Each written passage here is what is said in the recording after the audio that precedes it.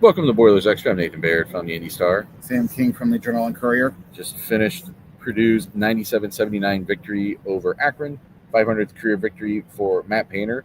I hope that people recognize that this was a pretty impressive win. Like, Akron is a good team.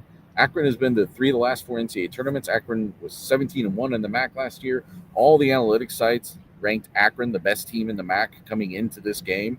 And after a start where Akron was, standing up for itself pretty well, Purdue won this game handily, dominated the rebounds again.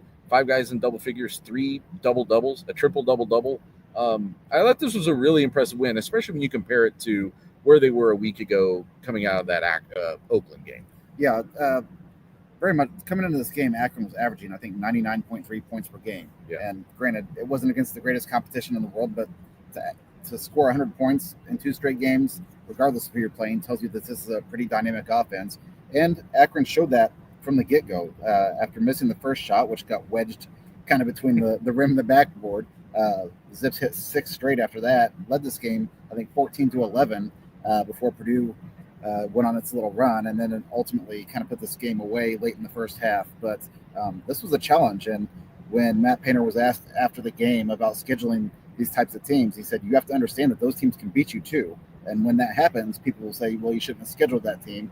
And he always has been a guy who wants to schedule tough. And he said, I think of it differently. I think, no, you should have scheduled that team because it kind of exposes you a little bit. So, people probably will look at the Alabama game and think that was a big marquee victory. This is kind of 2 in a row now going to the Bahamas where you get a chance to potentially get 2 more. Yeah, I don't look at it as the same way of the Alabama. So the Alabama game, it's very easy to equate that with an NCAA tournament kind of game, right? You're on the road too. You're on the road, and so even that is kind of different from an NCAA tournament, home or away. You're going to be on a neutral court usually. But there's the level of team you're playing. You're thinking like, oh, that's the kind of team you're going to have to beat in the Sweet 16 or the Elite 8 or both. Like, that's how you get back to a Final Four. You're going to have to beat an Alabama. You may actually have to beat Alabama, depending on how things get sketched out here in March with the tournament. Akron is more of this is you're going to see on the first weekend.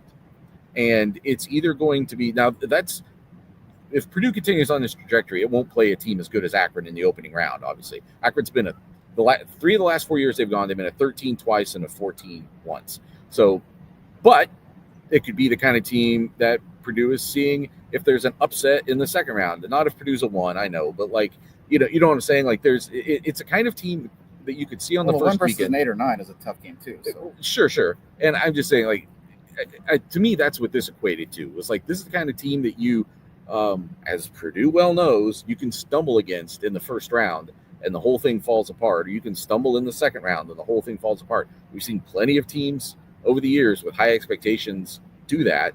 And I thought to come out and, yes, Akron came out, they were hitting shots at a rate that was just insane. They missed their first shot, made 6 straight, and it's 14-11. So they come out, they've got their head up, they're doing well. I thought Purdue took control of this game by getting defensive stops. It reinforced to me that however much this team scores, this season's going to be, did you get a stop and did you get the rebound? That's what this season is. It's how they separated in this game, and they are going to have to find a way to keep doing that every night. Let's talk about rebounding, because that was a question we had a week ago. If Purdue kept giving up offensive rebounds, it was going to get beat at some point by a team that just kind of had its number and got some second chance points. Since Trey Kaufman-Renn came back, this has looked like a completely different team in that facet of the game. 15 rebounds Thursday, 15 more tonight. Oscar Cluff with 14. Between the 2 starting front court players, Purdue had 31 points and 29 rebounds. And if that happens, I don't care who you're playing. There's not a team in the country that's going to beat Purdue. Yeah, what was it, like a 10-minute stretch? Yes. Where Akron didn't have a rebound. Like, it was now, Akron doesn't have the size that Purdue has. This is what Purdue is supposed to do to teams that don't have size. It's supposed to be dominant. It's supposed to look kind of ugly at times. Like, 19 offensive rebounds. And I thought it was especially important because there was a point in this game, I don't know what they finished with. They finished with, Akron did. Akron finished with 12 offensive rebounds for 20 second chance points. So when Akron did get the ball back, they are talented enough offensively that they were going to capitalize. They capitalized at a really strong rate. And that, to me, reinforced how important this is going to be, because when there are going to be plenty of other teams, even better ones than Akron, that Purdue plays this season, when you're giving them second and third chances. I mean, I turned to you at one point tonight where like there was a possession where Akron got like 2 offensive rebounds and finally hit a 3, I think, at the end of it. And it was like, well, I mean, if you just give a team, there's no team in the country that if you just keep giving them the ball, unless it's like me and Sam that they're playing against, there's no team in the country, if you just turn around and give them the ball, they're not going to eventually score. So in a completely different way, I thought that this was just as instructive of what a championship Purdue team would need to look like as the Alabama game. It's not as good of an opponent, but all of the principles are the same. Did you get out and make stops? Did you string together stops? That's really what it is. Did you string together stops and turn the momentum back in your favor? And then really the way that second half started, because that's a chance for Akron to come out and like say, hey, we didn't like the way the first half ended, but we played well in the first half. We can do something. And Purdue just kind of smacked them in the mouth immediately to start the second half. Yeah. To your point of the stops, after that 6 straight shot stretch, I think Akron went 2 of 10 with 2 turnovers in the next however many minutes that Purdue in that stretch had expanded its lead to 11 points, I think, before Akron hit a couple of threes back to back. So once Purdue clamped down and got the rebounds, got the stops, that's when it opened up that little separation gap. There's a question here. As Brian Newbert made his appearance, he's standing over here off to the side of us right now. He's across the gym. Yeah. His choice, not ours. But again, second game in a row that I thought Purdue, during a stretch in the first half, got a spark from Omer Meyer. He came in, and I think he had 6 points during that run I was just alluding to. Finished with 14. I think he had 9 in the first half, maybe. He's getting better and better, and it's nice to see that you can take Braden Smith out of a game, because Purdue didn't really have that luxury last year. You couldn't take Braden Smith out of the game, and now you can go 4 or 5 minutes with him on the bench, and you don't see a significant drop-off in what your offense can do. And when Braden Smith needs to stay in the game, he will. He played the whole second half at Alabama, even after picking up the third foul of 90 seconds in. He played pretty much the whole second half against Oakland, because that ended up being a 10-point game or whatever that they really had to fight to finish off. And they're still going to go long with him in the second half when they need to. But they want to give him a break at some point. And the idea that you can give him a break, and it's not going to be Braden Smith, but if it really is Braden Smith light that you can get for a 6-minute, 4-minute stretch of the first half, whatever it is, and he's come in, and they're playing together too. Sometimes Meyer's in the game with Braden Smith, but for those gaps where you take him out, if you're getting like poor man's Braden Smith, that's not a knock against anybody that you would say that about. And if it really does elevate the level that this team could play with, it starts to become a little bit like what they're doing at center, where they're getting 40 minutes of really productive play from 2 different guys. It's more about the 40 minutes of center play that you get than it is one guy or the other. And it starts to become that way at point guard. The bulk of those minutes are still going to be Braden Smith, but you're still going to be getting 40 minutes of pretty elite play at that position. Yeah, at the center between Jacobson and Cluff. Cluff had 14 points, 14 rebounds, and 21 minutes. Incredible efficiency.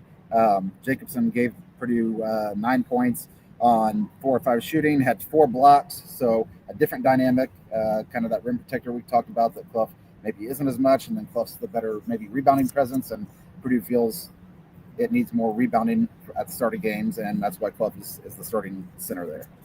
Yeah, 14 in less than 21 minutes is pretty crazy. That's you're almost on a pace for upwards of 30 rebounds at that point, or getting close to it. Cluff and TKR combined for 15 offensive rebounds.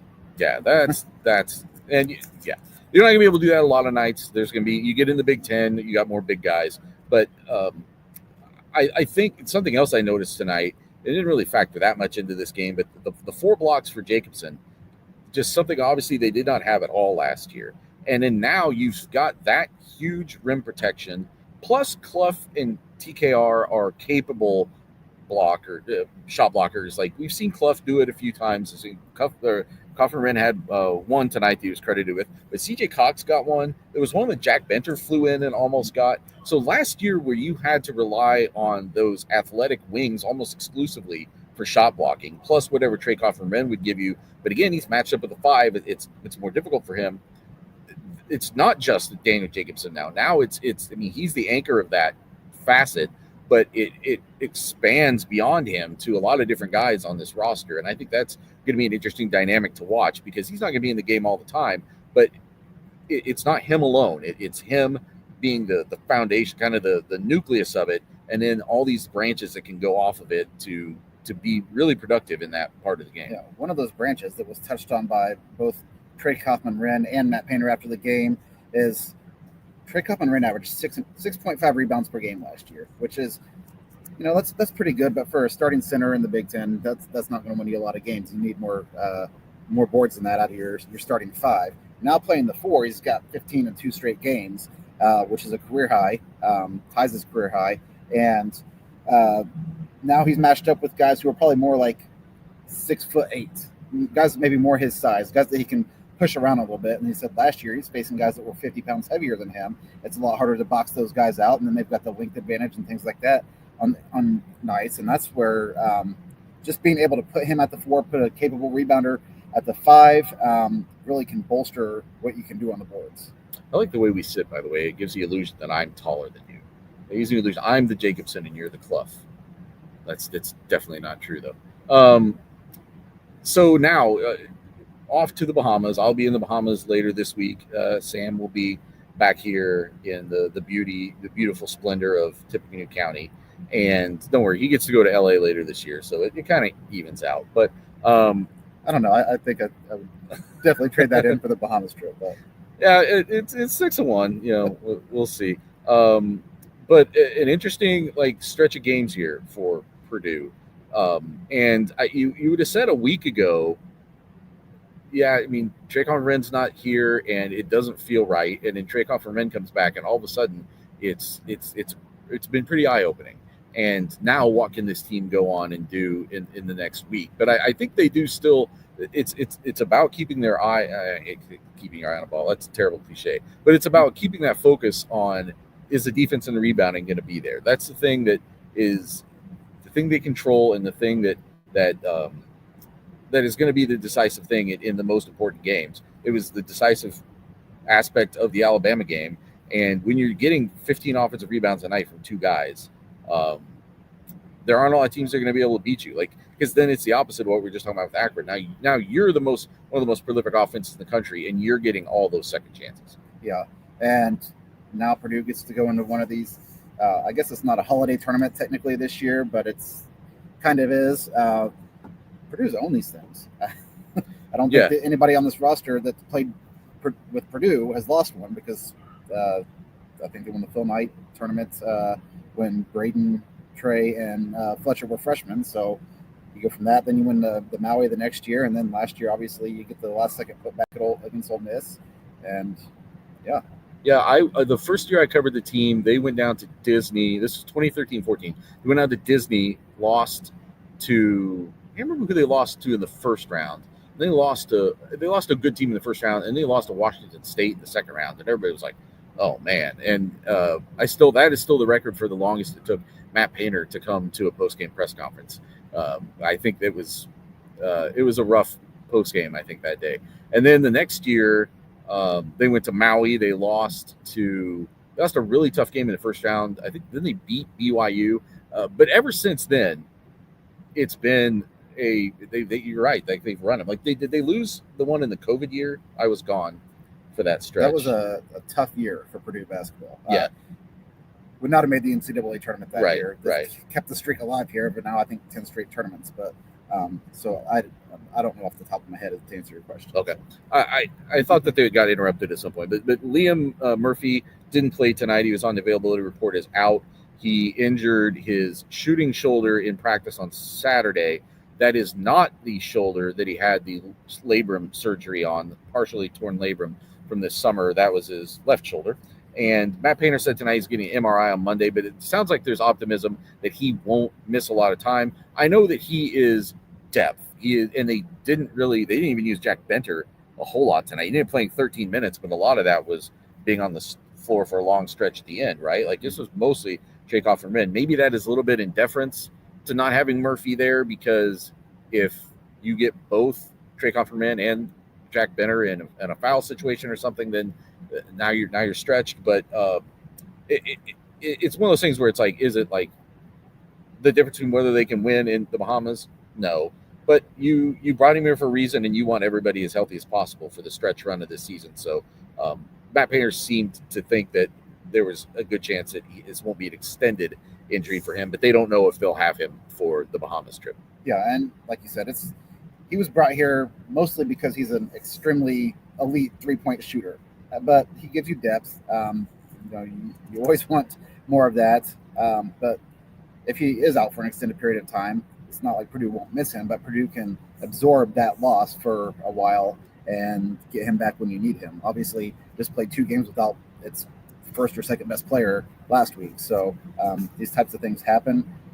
Real quickly, here's a question we didn't get, but we should just what was going on the inbounds plays today? Under the basket inbounds was a catastrophe almost tonight. And they were really good at those usually. And in fact, Fletcher Lawyer came behind a screen early in the game and took one for a 3. And I was like, it looked very easy. Akron made some sort of adjustment. They forced 3 turnovers off of those. One was a 5-second call. One got taken for a run out dunk. And there was a couple more that they almost forced. Yeah. And so probably something for Sasha Stefanovic and everybody to work on this week. Yeah, Sasha Stefanovic, for those who don't know, does draw up the inbounds plays. Braden Smith seemed to have some trouble getting the ball in, especially down here in the corner opposite from the side of the court we're currently. When the 5-second call happened at the other end down here. And Akron, I thought, did a really smart thing. You've got a smaller guy on the inbounds, and Purdue uses him there, as you were saying. You talked to Sasha last year about this, that they put him there because he makes really good decisions. And but they're putting long guys there and really getting after it. They had a 6'8" freshman. He's jumping up and down and kicking his legs out and just kind of causing havoc on the inbounds. And I thought that was, anytime there can be some adversity within a otherwise easy game, I think that's a positive thing. Yeah, very much so. And Fletcher Lawyer is a guy that threw a lot of inbounds passes for the same reason too. They want good decision makers there. Obviously, a couple of years ago, you just had the option to throw it up in the air, and 7'4" Zach Edey would just put his big paw up there and catch it, and then you could get into your offense. There's a little bit of that. They do that with Trey Kaufman-Renn now a little bit. They'll put him out at the wing and just throw it into him, and you don't maybe get a quick bucket out of that, but you don't turn the ball over either. So probably some work to do there.